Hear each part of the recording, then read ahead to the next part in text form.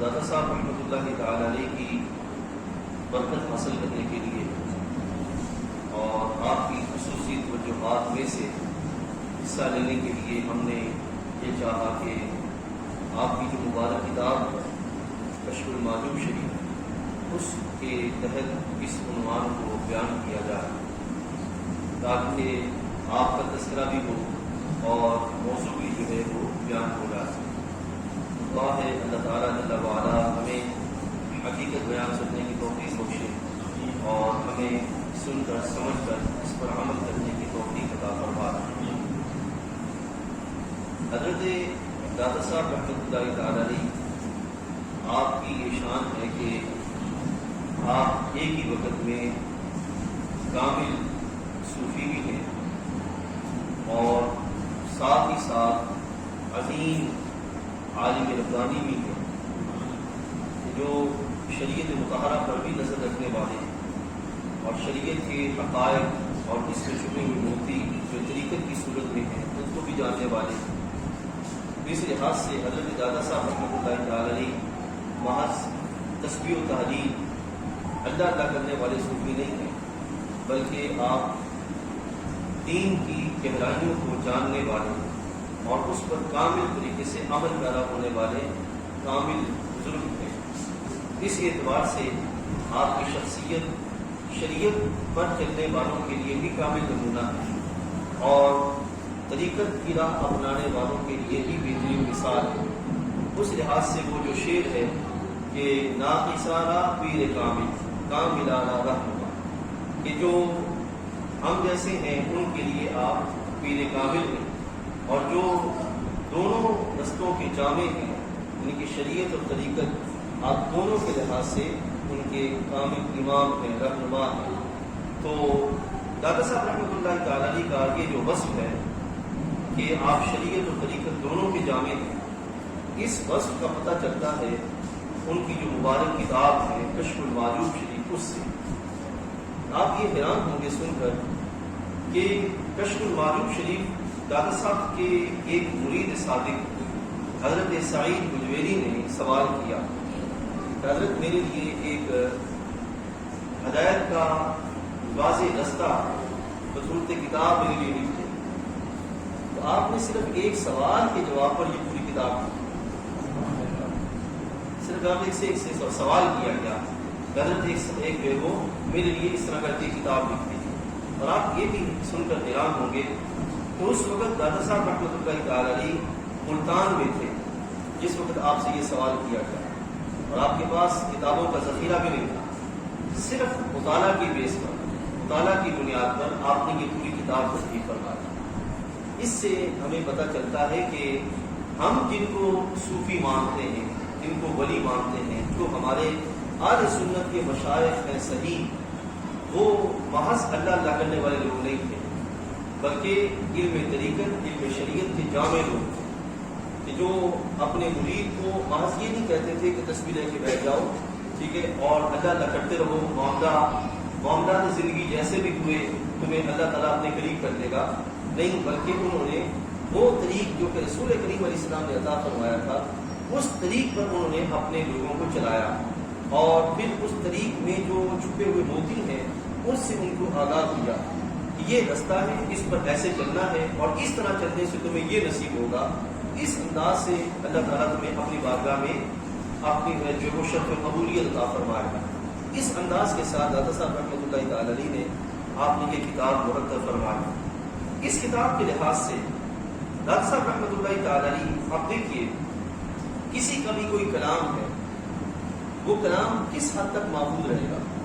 کوئی بزرگ ہے، اس کا کلام ایک دن، 2 دن، یا ایک نسل، 2 نسلیں، 3 نسلیں یاد رکھیں گی، اس سے بڑھ کے کسی کا کلام یاد نہیں رہتا۔ انبیاء علیہ السلام کے علاوہ کسی کا کلام جو وہ باقی نہیں رہتا، لیکن داتا صاحب رحمۃ اللہ تعالی علیہ کو مثال کیے ہوئے آپ کا مثال ہو گیا تقریباً 978 سال ہو گئے، تو 978 سال کے بعد بھی آپ کی 2 نشانیاں آج بھی باقی ہیں۔ ایک ہے آپ کی مبارک قبر شریف، جس کو مزار کہتے ہیں، اور دوسری آپ کی مبارک کتاب۔ یہ اس بات کی علامت ہے کہ قبر زندہ ہے، سلامت ہے۔ اس کی علامت یہ ہے کہ اللہ نے قبر والے کو شرف قبولیت عطا فرمایا۔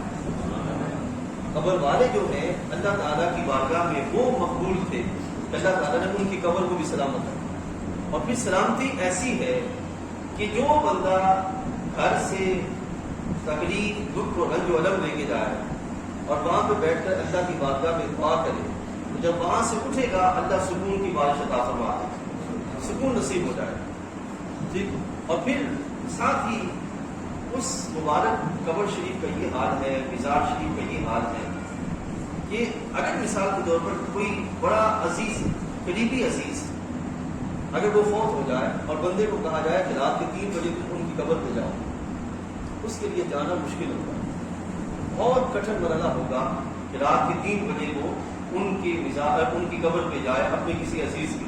لیکن آپ رات کے 3 بجے ہوں یا دن کے 3 بجے آپ دادا صاحب کی بارگاہ میں آئیں تو ہر وقت آپ کو اجالا ہی اجالا نظر آئے۔ زائرین کی آمد ہے، قرآن و سنت کی تلاوت ہے، نوافل پڑھے جا رہے ہیں، تو یہ اس بات کی علامت ہے کہ اللہ تعالیٰ نے ان کی مبارک قبر کو سلامت رکھا، اور اس میں اللہ تعالیٰ نے رحمتیں اور فضل کا سلسلہ عطا فرمایا۔ اور دوسرا، یہ مبارک کتاب 978 سال ہونے ہوئے، اور یہ آج بھی اسی طرح برکات اپنے اندر لیے ہوئے ہیں۔ اس کی وجہ یہ ہے جب کوئی بندہ خود کو حق تعالیٰ جل وعلا کے احکام کے ماتحت کر دیتا اور فنا کر دیتا ہے خود کو حق کے لیے، تو رب ذوالجلال جل وعلا اس کو حق کی برکت سے بقا عطا فرماتا ہے۔ تو یہ آپ کا جو ذکر باقی ہے، تو اس کی وجہ یہ ہے کہ دادا صاحب رحمۃ اللہ تعالی علیہ نے خود کو حق کے لیے فنا کیا، رب تعالیٰ جل وعلا نے ان کو حق کی برکت سے بقا عطا فرمایا۔ تو یہ دادا صاحب رحمۃ اللہ تعالی علیہ کی شان ہے، مرتبہ ہے اس کتاب کے لحاظ سے۔ اس کتاب کی میں دادا صاحب رحمۃ اللہ تعالی علیہ نے سب سے پہلے جو پہلا باب ہے، سب سے پہلا باب وہ ہے علم کا باب، اور اس باب میں دادا صاحب نے دین کے جو ماخذ ہیں وہ بیان کیے۔ سب سے پہلے دین کے ماخذ، دین کے مصادر، وہ مقامات کے جہاں سے دین کا علم حاصل ہوتا ہے اس کو بیان کیا۔ اور آپ دیکھیے گا کہ دادا صاحب رحمۃ اللہ تعالی علیہ محض سرسری علم والے نہیں تھے، بلکہ علم کی گہرائیوں تک پہنچے ہوئے اور علم کی حقائق سے واقف تھے۔ دادا صاحب رحمۃ اللہ تعالی علیہ نے پہلی جو باب ہے اس کے اندر آپ نے شریعت مطہرہ کے ارکان کا بیان فرمایا، یعنی کہ جہاں سے شریعت کا علم حاصل ہوتا ہے۔ سب سے پہلا جو رکن ہے وہ ہے کتاب اللہ کی کتاب، یہ سب سے پہلا مصدر ہے دین کا، کیونکہ اللہ کی بارگاہ سے بندوں کے لیے جو مرکز اول ملا احکام کے اعتبار سے وہ ہے قرآن مجید، اور پھر اللہ تعالیٰ کے نے قرآن مجید فرقان حمید کو کتابی صورت میں عطا کر کے اس میں جو چھپے ہوئے احکام ہیں ان کو ہم نے پچھلی نشستوں میں بیان کیا کہ رسول کریم علیہ السلام کی ذمہ داری لگائی، اے حبیب علیہ السلام آپ اس میں جو احکام ہیں ان کی وضاحت کریں اور ان کی عملی جو صورت اور تعبیر ہے وہ پیش کریں۔ تو دوسرا جو مصدر بیان کیا حضرت دادا صاحب رحمۃ اللہ تعالی علیہ نے وہ ہے رسول اللہ صلی اللہ علیہ وسلم کی سنت مطالعہ۔ پہلا مصدر کیا ہے؟ شریعت کا قرآن ہے، دوسرا مصدر ہے سنت مطالعہ۔ اب یہاں میں ایک بات عرض کرتا چلوں، انشاءاللہ اس کی وضاحت ہم کریں گے۔ سنت اور حدیث، سنت اور حدیث کبھی ایک دوسرے کے مترادف ہوتے ہیں اور کبھی ایک دوسرے کے متضاد ہوتے ہیں۔ انشاءاللہ اس کو پھر کبھی آپ کے سامنے بیان کریں گے۔ یہاں سنت سے مراد رسول کریم علیہ السلام کا وہ مبارک طریق ہے جو آپ نے امت کے لیے بیان فرمایا، یہ سنت، ٹھیک۔ اب پہلا مصدر ہے حدیث قرآن مجید اور دوسرا مصدر ہے سنت رسول علیہ السلام۔ اب دادا صاحب نے خود سوچیے گا کہ یہ جو مصدر آپ نے امت کو بیان فرمایا تو یہ مصدر آپ نے خود سے بیان نہیں کیا، بلکہ یہ جو سرکار کی بارگاہ سے امت کو ملا اس کو بیان فرمایا۔ یہ پہلا مصدر قرآن ہے، دوسرا مصدر سرکار کی سنت ہے۔ اور اس دور کے اندر آپ کو کئی ایسے ملیں گے جو یہ کہتے ہوئے نظر آتے ہیں کہ قرآن کافی ہے، فقط قرآن کافی ہے، قرآن کے بعد اب کسی اور کے پاس جانے کی ضرورت نہیں ہے۔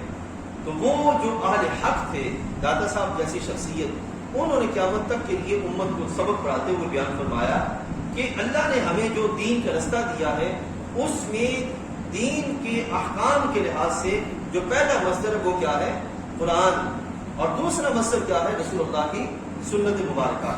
اگر کوئی بندہ فقط قرآن لے اور کہے کہ مجھے قرآن کافی ہے، سنت کی طرف جانے کی ضرورت نہیں ہے، تو ایسا بندہ بڑے درجے کا جاہل ہے۔ وہ بندہ گمراہی کے دھانے پہ جا کے کھڑا ہوگا اور بالآخر اگر اس سے کوئی ایسی حرکت صادر ہوگی جو کفر والی ہے تو وہ کفر میں چلا جائے گا۔ تو یہ ہے کہ قرآن کی جو وضاحت کرنے والے، تعبیر دینے والی شخصیت ہے وہ کون ہے؟ ہمارے آقا صلی اللہ علیہ وسلم۔ اب اس کے بعد دادا صاحب رحمۃ اللہ تعالی علیہ تیسرا مصدر لاتے ہیں شریعت مطہرہ کا۔ تیسرا مصدر وہ ہے اجماع امت، امت کا اجماع۔ آسان لفظوں میں ایسے سمجھیے کہ اصحاب اہل بیت اطہار رضوان اللہ علیہم اجمعین جس عمل کے لحاظ سے متفق ہو گئے، ان کا وہ اتفاق جو ہے وہ اجماع ہے۔ ان کا اتفاق کیا ہے؟ اجماع ہے۔ اب یہ جو اجماع ہے جس پر صحابہ متفق ہو گئے یا صحابہ کے بعد ائمہ متفق ہو گئے، یا اس طرح ایک دور کے اندر جو علماء کی حق علماء ہیں ان کی اکثریت ایک نقطے پر اکٹھی ہو گئی، تو وہ اجماع ہے۔ تو اس اجماع سے نکلنا، اس اجماع سے منہ پھیرنا، اس اجماع سے صرف نظر کرنا، یہ جو چیز ہے یہ شریعت کے اندر منع کی گئی ہے۔ اب اجماع کے لحاظ سے میں آپ کو مثال دیتا ہوں۔ ایک ہے سرکار کا فرمان کہ حضرت صدیق اکبر رضی اللہ تعالی عنہ بعد از انبیاء سب صحابہ سے افضل شخصیت۔ اب یہ اس پر سرکار کا فرمان بھی ہے اور صحابہ کا اجماع بھی ہے، ٹھیک ہے۔ اب جو بندہ اس اجماع کا انکار کرے گا تو وہ اہل سنت میں نہیں رہے گا، اہل سنت سے نکل جائے گا۔ تو اجماع امت جو ہے یہ شریعت مطہرہ کے مصادر میں سے ایک مصدر ہے۔ جو تین مصدر آپ نے بیان کی، پہلا کون سا؟ قرآن مجید، دوسرا حدیث طیبہ سنت رسول، اور تیسرا کیا ہے؟ اجماع امت۔ یہ آپ نے ایک عالم ربانی، گہری نظر رکھنے والے عالم کی حیثیت سے آپ نے شریعت مطہرہ کی بنیادی حیثیت بیان کی، کس کو؟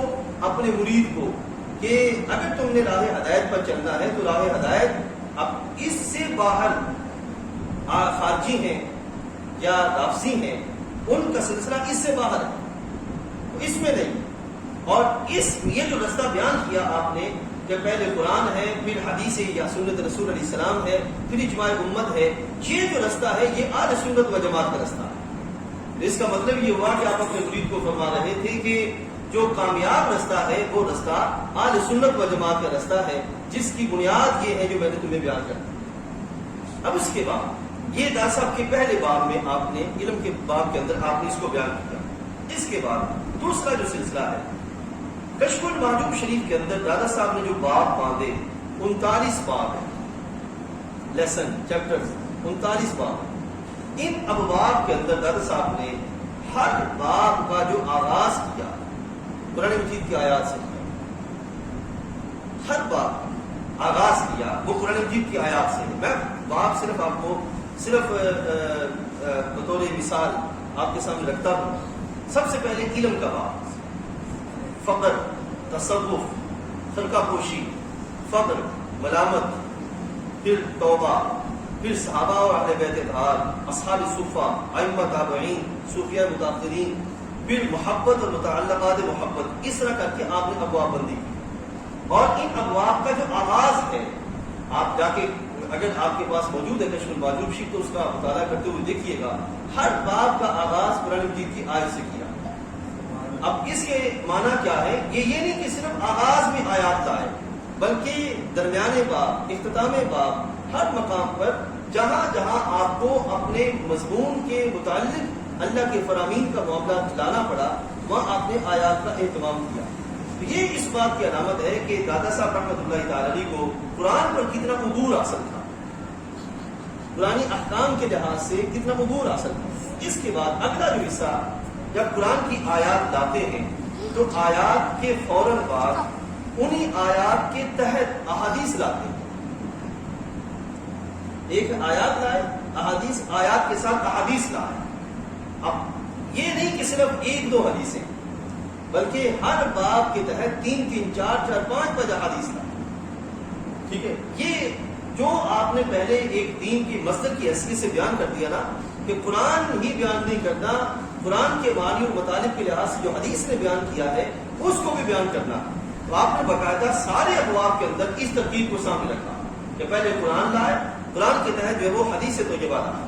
آپ مثال کے طور پر یہاں علم کے باب میں آپ سب سے پہلے بیان فرماتے ہیں انما یخشی اللہ من عبادہ العلماء, اللہ کے بندوں میں اللہ سے ڈرنے والے علماء ہی ہیں. اب یہ آیت آپ نے بیان کی, اس کے فوراً بعد سرکار کا فرمان رہا ہے طلب العلم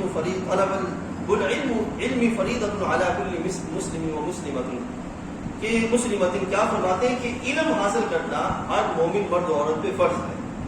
اب آپ دیکھیے کہ پہلے کس کا تذکرہ کیا؟ قرآن کا. پھر تذکرہ کس کا کیا؟ حدیث طیبہ. اب یہ ہمیں کس بات کی خبر دے رہی ہے کہ ہمارے جو صوفیاء تھے جن کو ہم صحیح ولی کامل کہتے ہیں وہ جس طرح قرآن کے ماہر تھے ایسے ہی حدیث کے بھی ماہر تھے. جس طرح قرآن کو اپنے لیے رہنما سمجھتے تھے ایسے ہی حدیث طیبہ کو بھی رہنما سمجھتے تھے. اور حدیث طیبہ سے جدا ہونا یہ ان کے لیے ایسے ہی تھا جیسے ایمان سے ہاتھ دھو بیٹھنا. کئی صوفیاء ایسے بھی گزرے, انہوں نے یہ کہا کہ اگر کسی بھی لمحے ہماری آنکھوں سے ذات رسول علیہ السلام اوجھل ہو جائے کسی لمحے, تو جس لمحے اوجھل ہوگی اسی لمحے ہم اپنے آپ کو کافر سمجھیں. اب خود سوچئے کہ جو ذات رسول علیہ السلام کا اتنا اہتمام کر رہے ہیں اور ان کو اتنا شرف حاصل ہے, تو جو حدیث ہے کہ جس کی بنیاد پر حکم رسول علیہ السلام سامنے آئے گا وہ اس سے اپنی آنکھیں کیسے پھیریں گے؟ اس اعتبار سے دادا صاحب رحمۃ اللہ تعالی علیہ نے ہمارے لیے یہ بات واضح کی کہ سرکار دو عالم صلی اللہ علیہ وسلم کے فرامین کو ہر وقت سامنے رکھنا یہ مومن کی ذمہ داری ہے. مومن کو چاہیے کہ وہ باقاعدہ اس بات کا جب وہ اہتمام کرے. اور پھر حضرت دادا صاحب رحمۃ اللہ تعالی علیہ صرف احادیث نہیں لاتے بلکہ کئی ایک مقامات پر آپ حدیث کے ساتھ ساتھ جو سند حدیث ہے اس میں بھی گفتگو کرتے ہیں. حدیث کے ساتھ ساتھ سند حدیث. اب میں نے پچھلے نشست میں شاید آپ کو یاد ہوگا کہ سند حدیث کے لحاظ سے بیان کیا تھا. سند کسے کہتے ہیں؟ کہ وہ چین, افراد کی چین کہ جن کے ذریعے سرکار کا کلام ہم تک پہنچے, اس چین کو سند کہتے ہیں.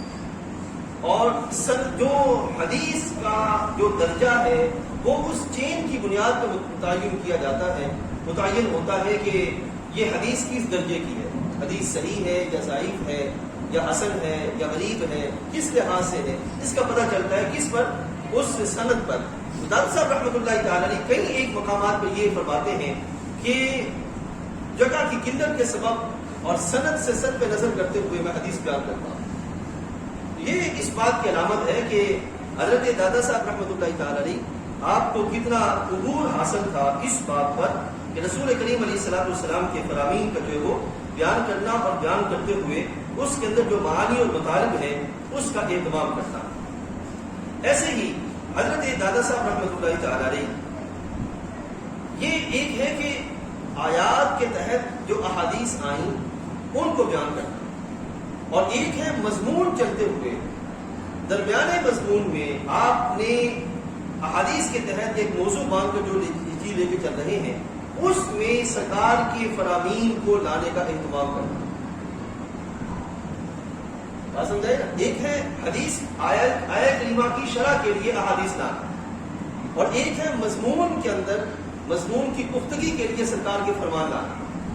یہ کام وہی کر سکتا ہے کہ جس بندے کو احادیث طیبہ کے ذخیرے پر گہری نظر ہوگی، عبور حاصل ہوگا، وہی بندہ یہ کام کر سکتا ہے۔ اب قربان جائے دادا صاحب رحمۃ اللہ تعالی علیہ کے مطالعہ پر اور اس ذہن پر جس میں یہ سارا سلسلہ موجود تھا کہ آپ نے اپنا جو وقت طالب علمی ہے اور اس کے بعد والا جو وقت ہے جو مشائخ کے ساتھ آپ نے گزارا، وہ آپ نے یوں ہی نہیں گزارا کہ باتیں کرتے رہے، صرف اللہ اللہ کرتے رہے، بلکہ آپ نے اپنا سارا وقت جو علم تھا، جو کامل علم تھا، اس کے حصول میں گزارا۔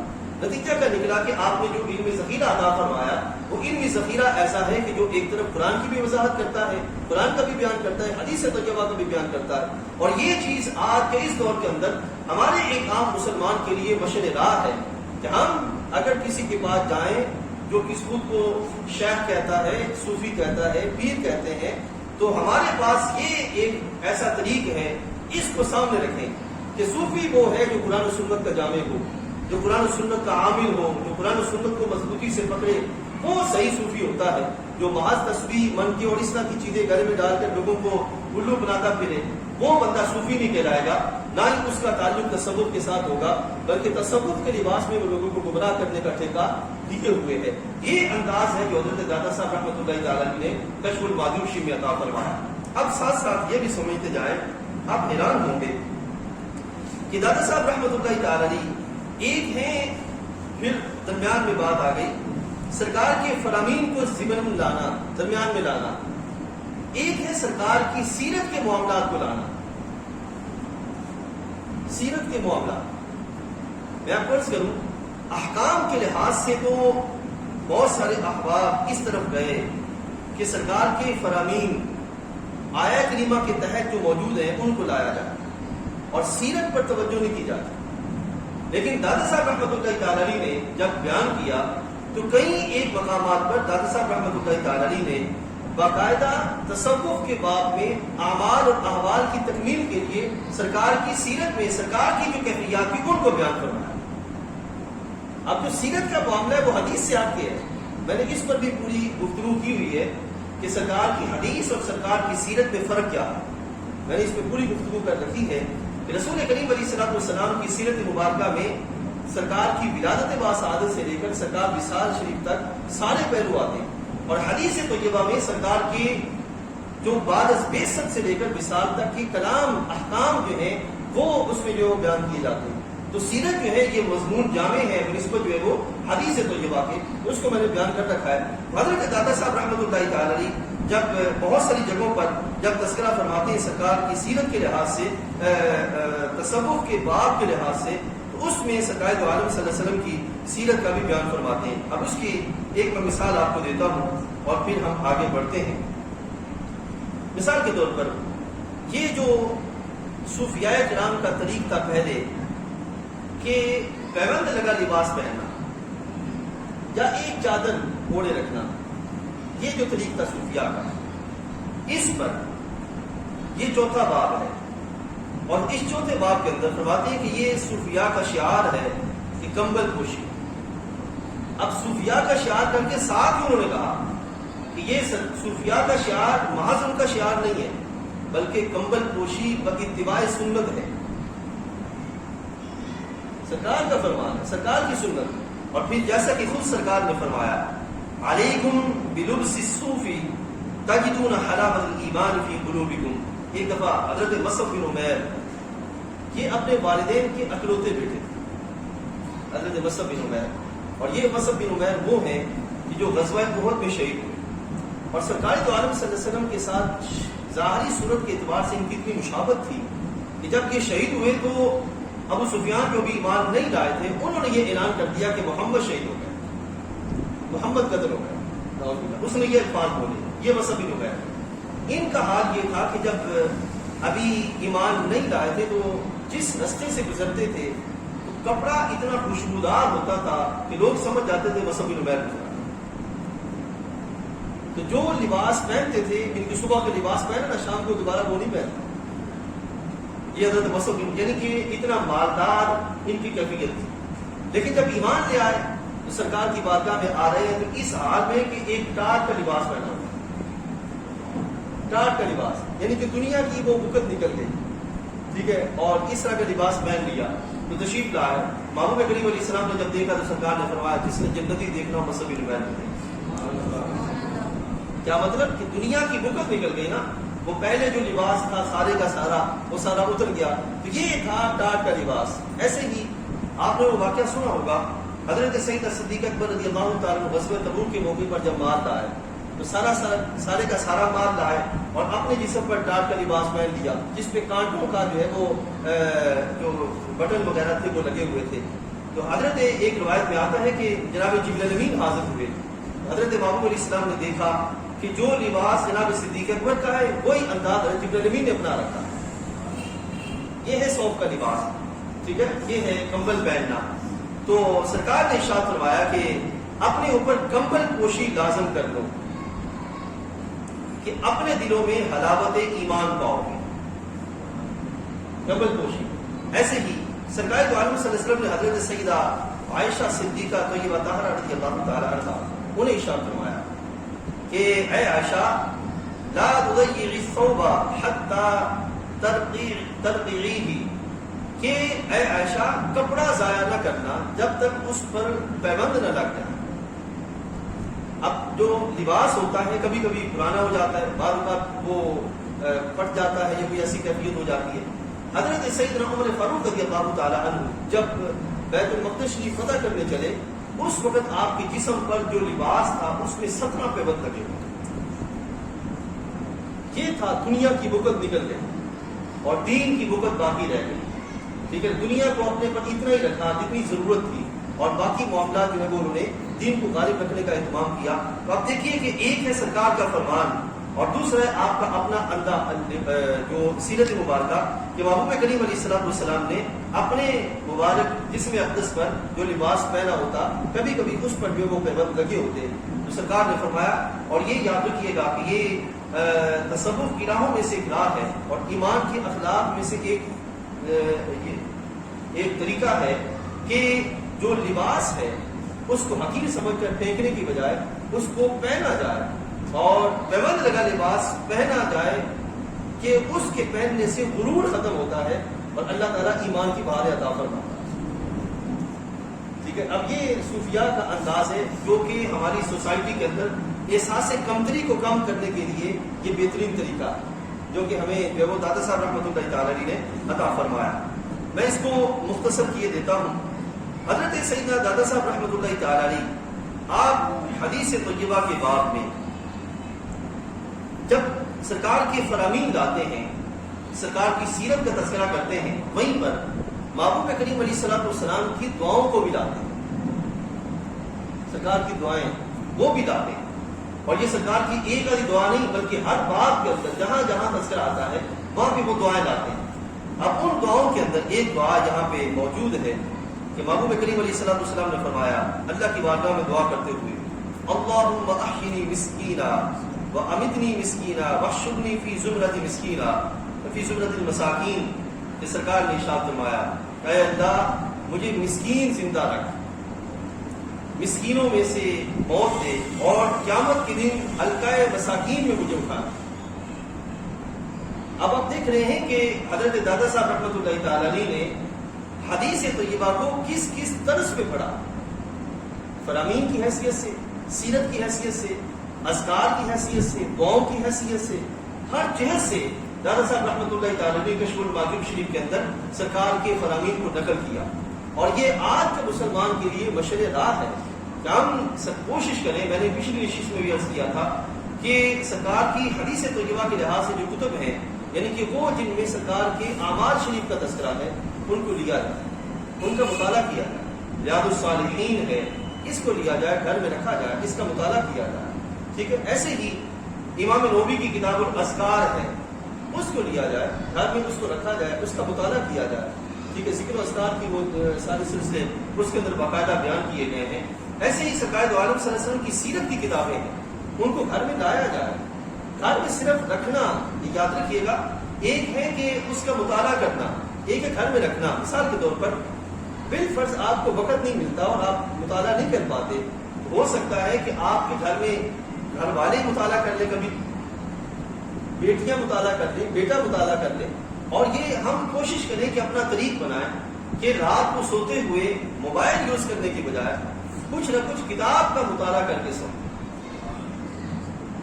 اور خاص طور پر ہمارے گھروں میں بچوں کو، بچیوں کو یہ جو رات کو ڈرتے ہیں، یا جو ہمارے نوجوانوں کے لحاظ سے خرابیاں ہیں، اس میں اگر رات کو کتاب کا مطالعہ کر کے سوئیں گے تو سوچئے کہ جب توجہات اللہ اور اس کے رسول کی بارگاہ میں ہوں گی تو کبھی بھی پریشانیاں لاحق نہیں ہوں گی. ٹھیک ہے. اور گھروں میں سرکار دو عالم صلی اللہ علیہ وسلم کی جو سیرت کے واقعات ہیں وہ بچوں کو پڑھ کے سنائیں، بیان کیے جائیں، وہ پڑھ کے سنائے جائیں. کیوں؟ آج اگر وہ سرکار کے فرامین سنیں گے، واقعات سنیں گے، تو ان کے دلوں میں سرکار کی محبت پیدا ہوگی. اور اس محبت کے سبب آپ جانتے ہیں کہ ہمارے بزرگوں نے ہمیں بچپن میں، پہلے ہوتا تھا دادیاں، نانیاں، یہ بزرگ جو ہیں یہ گھر میں بچوں کو لے کے بیٹھتے اور چھوٹے چھوٹے واقعات جو ہے وہ سناتے تھے. اس کا نتیجہ یہ نکلتا تھا کہ وہ جو اثر بیٹھتا تھا ذہنوں میں، وہ ساری زندگی باقی رہتا تھا. ٹھیک ہے. تو یہ کوشش کی جائے کہ سرکار کی فرامین جو ہیں، حضرت سیدہ صدیق اکبر رضی اللہ عنہ کے لحاظ سے یہ معاملہ موجود ہے کہ حضرت صدیق اکبر رضی اللہ تعالیٰ عنہ سرکار کی وصال کے بعد 2 سال زندہ رہے. سرکار کی وصال کے بعد صرف 2 سال زندہ رہے. اور حضرت اسماء فرماتی ہے رضی اللہ تعالیٰ عنہ، ان 2 سالوں کے اندر کوئی رات ایسی نہیں تھی کہ حضرت صدیق اکبر ہمارے ہاں تشریف نہ لائے ہوں اور سرکار کا تذکرہ نہ چھڑا ہو اور خود بھی نہ روئے ہوں اور ہمیں نہ روایا. کوئی رات ایسی نہیں تھی. بلکہ حضرت سیدہ صدیق اکبر اور حضرت عمر فاروق رضی اللہ تعالیٰ عنہ، سرکار دو عالم صلی اللہ علیہ وسلم کی ایک کنیز تھی، ان کے ہاں تشریف لے جاتے کہ سرکار اکثر ان کے ہاں تشریف لے جاتے تھے اور پھر وہاں پر بیٹھ کے سرکار کا تذکرہ چھیڑتے، ان کو بھی بلاتے، خود بھی روتے. تو یہ ہے کہ سرکار دو عالم صلی اللہ علیہ وسلم کی سیرت طیبہ، آپ کے حدیث طیبہ، آپ کے فرامین، اہل سنت و جماعت میں یہ کمزوری ہے کہ ہم لوگ جو ہے نہ پڑھتے ہیں، نہ مطالعہ کی طرف آتے ہیں، نہ ہی گھر میں مطالعے کا ذوق پیدا کرتے ہیں. ٹھیک ہے نا. نتیجہ کیا نکلتا ہے کہ ہم لوگ جو ہیں سیرت اور حدیث طیبہ کے پہلوؤں سے بہت دور ہیں. اسی وجہ سے ہمارے گھر والوں کو بھی وہ سلسلہ نہیں چلتا اور اس طرح نسل در نسل جو ہے وہ علم سے دور ہوتے وہ رہتے نظر آتے ہیں. حالانکہ اس کے برعکس دوسرے جو لوگ ہیں ان کے گھروں میں آپ کو کتابیں ملیں گی. میں ایک جگہ چلا گیا تو وہاں پر میں نے دیکھا کہ حدیث کی کتابوں کے لحاظ سے چھوٹی سی، سرکار کی دعاؤں کے لحاظ سے چھوٹی سی رسائل انہوں نے رکھے ہوئے ہیں. مجھے لگا کہ یہ کتاب بڑی اچھی ہے، مجھے لینی چاہیے. تو میں نے اس سے کہا کہ یہ کتاب مجھے دے دیں. اس میں 5 سے 6 لفظوں پر مشتمل دعائیں وہ انہوں نے رکھی کی ہوئی. تو میں نے کہا کہ یہ کتاب مجھے دے، اس کا کتنا ہدیہ ہے؟ تو کہنے لگے ہدیہ کوئی نہیں، آپ ویسے ہی دیں. تو میں نے کہا کہ میں 2 لے جانا چاہوں یا 3 لے جانا چاہوں. مجھے کتاب میں نے دیکھا تو اچھی لگی. کہنے لگے 2 لے جائیں، 3 لے جائیں. ہم نے رکھی اس لیے ہوئی ہے کہ لوگوں میں فری بانٹیں. تو یہ ہے کہ سرکار دو عالم صلی اللہ علیہ وسلم کی مبارک سنت ہے، آپ کے احوال ہیں، آپ کے معاملات ہیں. دعوت اسلامی نے اس پہ بڑا کام کیا.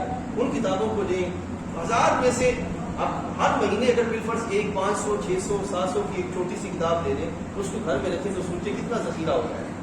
اس اعتبار سے میرے بھائیوں، حضرت دادا صاحب رحمۃ اللہ تعالی علیہ، آپ کا مبارک جو طریق ہے وہ یہی ہے کہ سرکار کے ساتھ اپنی نسبت کو قائم کیا جائے.